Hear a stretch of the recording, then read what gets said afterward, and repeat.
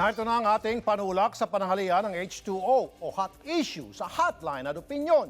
Dito kakausapin sa hotline ng mga taong may kinalaman sa mga hot issue ngayon. At syempre may say din kayo dahil babasahin namin ang inyong opinion on air.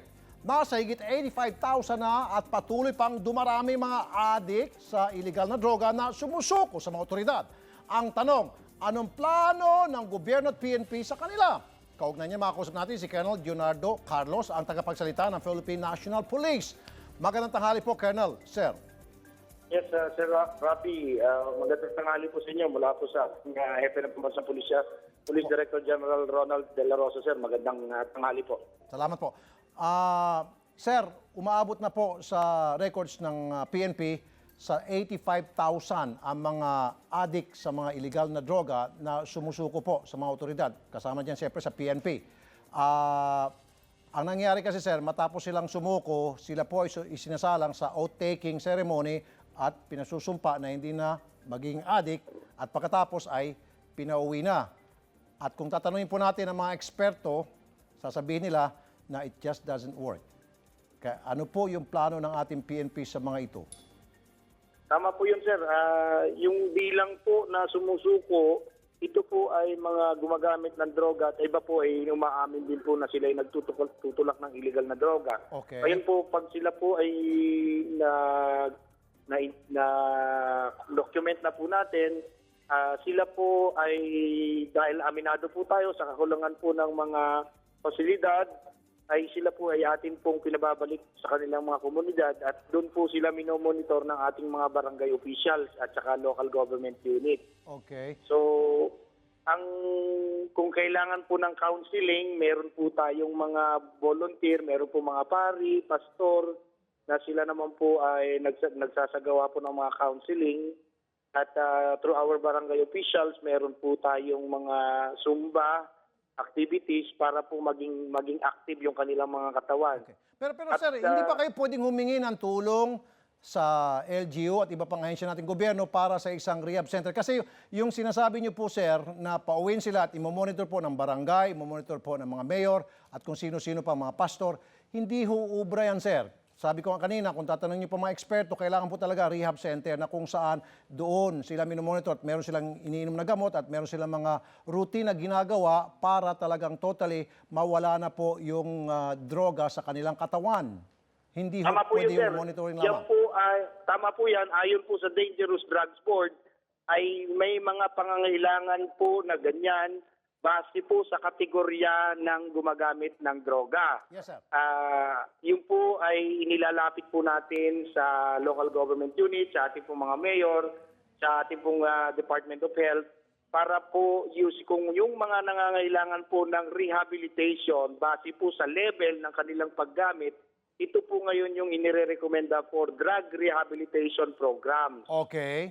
Yun po. So, ang sabi nga po ng DDB, though this is a problem, this is a happy problem. So, Okay. ginagawan po ng paraan ng Dangerous Drugs Board Okay. na naaayon po sa Republic Act 9165, yung Okay. pong ahensya ng gobyerno na sila naman po ang mamamahala, particular po Okay. doon sa pangangailangan ng Sige po. So rehabilitasyon. kailan po tayo makakita ng papapatayo ng mga drug rehab centers? Agad-agad po dapat ito at doon po natin ilalagay yung mga sumusukong mga drug dependents na umaabot na nga po halos 100,000 na po, 85,000 in counting.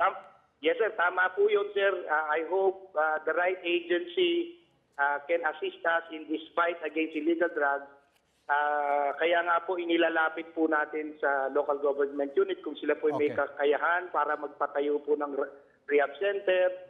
Inilalapit din po natin ito sa pwede po maging partner natin para ma-sponsor po yung mga kailangan pong mag-rehab Okay. sa mga private rehab center. So, Okay. we hope that the agencies po na partner natin dito ay sila po naman. Okay. So ibig sabihin, may sir, action po. hingi kayo ng tulong sa LGU at iba pang mga ahensya ating gobyerno para sa pagpapatayo ng mga rehab centers. Okay, good. Okay po na Tama answer po yan. yun, sir. Yun po yung ating ginagawa. Isa na lamang po, sir. Meron pong mga may-ari ng mga punerarya na umaaray na dahil nga po, ito mga napapatay daw ng mga drug user or pusher na nanlaban, umano, dumarami at wala hong umaako o nagkiklaim ng mga kamag-anakan, ano raw pong gagawin nila? Wala ho ba maitutulong yung ating gobyerno na para ma-subsidize man lang daw itong mga bangkay na nasa kanila na wala hong nagkiklaim at sila hong bahala na umayos o pagpapalibing sa mga bangkay na ito? Tama po yun, sir. Yan na nga po yung nagiging consequence, the current consequence ng ating laban sa droga. Unfortunately po, yung function of the PNP, coordinative po kami at nagre-request po kami ng tulong galing po sa iba pa hong ahensya ng gobyerno na maaari pong makapagbigay ng serbisyong ito. Okay. Ito pong nakausap ko kamakailan, si Mang Pedring. Isa po siyang trabahador sa punerarya. Sabi niya, naluluging na nga raw yung pinagtrabaho niyang punerarya. Baka naman daw po, sir, minsan, isang araw, mag-operation naman daw yung mga pulis sa mga lugar na kung saan tumatambay yung mga mayaman na pusher at manlaban at patumba-tumbahin sila. At syempre, meron na magkiklaim dahil mayaman sila. Dito raw po kasi mga natutumba ngayon, puro mga no money. Kaya napapabayaan nila. Baka pwede raw po, sa ay kay Mang Pedring, yung daw pong mga lugar na tambayan ng mga mayayamang pusher at yun daw pagtutumbahin pag nanlaban para may pang burol at may pang tubos yung mga kamag-anakan. Opo, sir. May mga gagawin din pong pag-operation po yung ating PNP. Targeting din po itong mga ganitong klaseng nagtutulak ng droga. Nakakalungkot nga ako talaga na naapektuhan po yung ating pong mga kababayan na nandyan po sa ganyang serbisyo sa mga punerarya. Pagkat hindi nga po na-claim yung mga katawan, yung mga bangkay, kami po ay patuloy lang pong magpapatupad po ng aming operation.